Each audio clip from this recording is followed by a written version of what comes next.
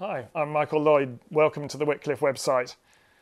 The church today faces huge challenges. That was brought home to me recently when I was reading a book on cave art, The Way You Do. And the author was suggesting that cave art reveals two dimensions of our human nature that are still with us today.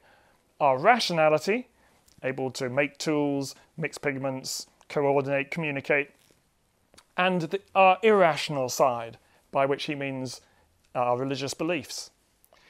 And he writes that even in the 20th century, human beings are rational enough to get to the moon and back, but they were still irrational enough to believe in supernatural forces that he says make nonsense of the very laws of physics that got us to the moon and back. And the interesting thing is he doesn't seem to feel the need to defend that statement. He just assumes everybody will agree with it. That's the nature of the challenge that we face.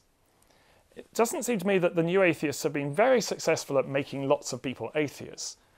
But what they have been successful at is in making atheism the base font of our public discourse. But the church has faced challenges like this before.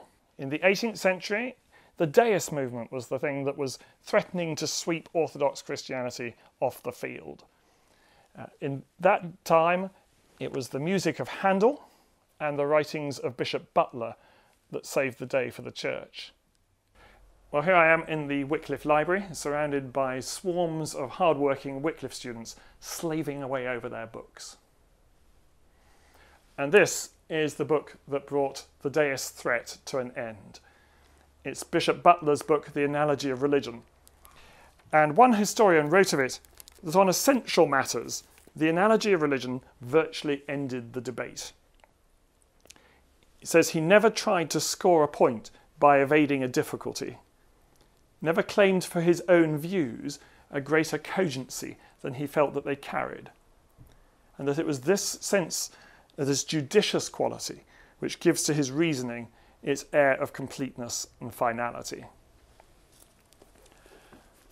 I believe that the church today needs people like Bishop Butler, who will outthink the new atheism of our day the way he outthought the deists of his day. And he, of course, was an Oxford graduate, so it clearly worked for him.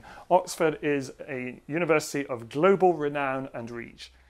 And by being a permanent private hall of the University of Oxford, Wycliffe's in an outstanding position to train people to outthink the critics and to offer a richer, bigger, more fully human worldview based on the person of Jesus Christ. Wycliffe is a welcoming and worshipping community where women and men can train together to serve the triune God more effectively and more fruitfully. So check out the rest of our website, come and visit us here in our natural habitat here in Oxford, and see if this might be a good place for you to come and study. You'd be very welcome.